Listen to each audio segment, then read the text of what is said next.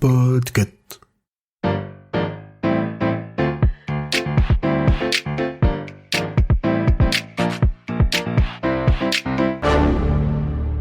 Bonjour, vous avez choisi la réponse D, mais d'abord, écoutez la question.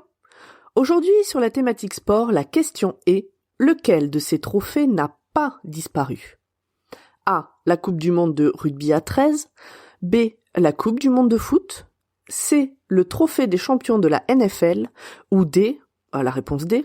Plusieurs fois dans l'histoire, des trophées prestigieux ont subitement disparu. Genre A, B et C.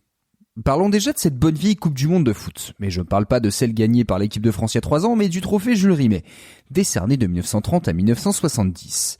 Celui qu'on connaît aujourd'hui, en or massif avec ses 2 athlètes qui soulèvent la terre, est une version plus grande et aboutie de la coupe qui a été remise lors des 9 premières éditions du tournoi.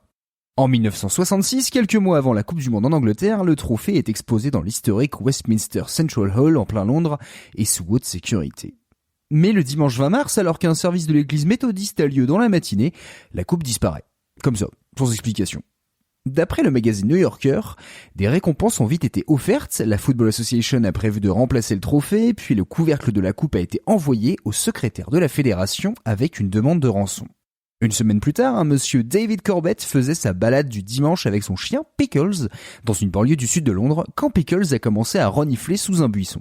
Et Corbett a découvert un paquet enveloppé dans 2 papiers journal qui s'avérait contenir le trophée Jules Rimet. Un des instigateurs, monsieur Edward Bletchley, a fini par être attrapé par le détective inspecteur Buggy, et après une dispute, Pickles a reçu une part importante de la récompense. 1 an de nourriture pour chien, un contrat pour un rôle dans un film payé 2 fois le tarif habituel, et il est devenu un héros national canin. La coupe retrouvée sera à l'honneur de la victoire anglaise à domicile le 30 juillet 1966.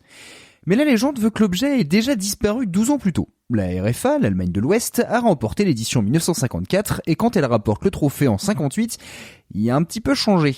La base n'est plus la même, il y a quelques petites altérations. Est-ce qu'il a été modifié, perdu puis retrouvé, ou est-ce qu'on est face à une réplique? On le saura jamais. Ce n'est pas juste une phrase toute faite, impossible d'en être sûr car la coupe a encore disparu. Après avoir gagné 3 fois la Coupe du Monde, le Brésil a reçu le trophée de façon définitive. Mais il a été volé courant 1983 et n'a jamais été retrouvé. Parlons maintenant du trophée Paul Barrière, en l'honneur du président de la Fédé française de rugby à 13. Attribué au vainqueur de la Coupe du Monde depuis 1954, l'objet qui a coûté 8 millions d'anciens francs a servi pour les 4 premières éditions. Puis, retour en Angleterre. 4 ans après la Coupe des footeux, c'est cette fois celle du rugby à 13 qui disparaît des radars. Juste avant la compétition, les Australiens, champions en titre, ont mis le trophée en exposition à l'hôtel Midlands à Bradford. Mais le 1er novembre 1970, la coupe est volée 6 jours avant la finale. Heureusement, les organisateurs ont un autre modèle en stock qui doit être décerné au vainqueur du tournoi pendant que l'original reste au chaud et ne sert que de façon symbolique. C'est un coup de bol et pas des moindres puisque le véritable prix restera introuvable pendant 20 ans. En 1990, un couple de Bradford a retrouvé l'objet au milieu des ordures dans un fossé. Le socle n'était plus là. Le dénommé Stephen Utley s'est renseigné auprès des clubs de rugby du coin, en vain. Il l'a laissé à la police locale qui lui a rendu au bout d'un mois. Il était sur le point de le laisser à un club pour son tournoi de culturisme avant qu'un historien du rugby ne reconnaisse la coupe qui a fini par retourner à la Fédération internationale. Et pour l'édition 2000 de la Coupe du Monde, le trophée a repris sa mission, être soulevé par les vainqueurs, évidemment les Australiens. En 1920, l'équipe des Pro d'Akron remporte le tout premier championnat de football américain. La NFL décerne aux joueurs de l'Ohio une petite coupe en argent qui paradoxalement porte un nom à rallonge, la Brunswick Bell Callender Cup. Ce trophée va faire partie d'une tradition qui va durer 1 an seulement.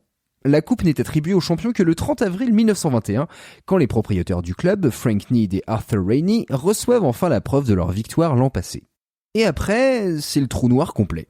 Ils ont célébré leur titre, sont allés au restaurant, mais impossible de savoir ce qu'est devenu le trophée. A-t-il été laissé quelque part, volé ou même caché par un des proprios? Les pistes sont nombreuses mais s'arrêtent bien vite. La Ligue elle-même n'a aucune idée de ce qui est arrivé à la coupe après 1921. Une chose est sûre, la Brunswick Bulk Callender Cup est aujourd'hui considérée comme le saint graal des objets de collection du sport aux États-Unis. Bravo, c'était la bonne réponse. Pour aller plus loin sur ce sujet, retrouvez les sources en description. La réponse D est un podcast du label Podcut. Vous pouvez nous soutenir via Patreon ou échanger directement avec les membres du label sur Discord. Toutes les informations sont à retrouver dans les détails de l'épisode. À demain pour une nouvelle question sur la thématique histoire.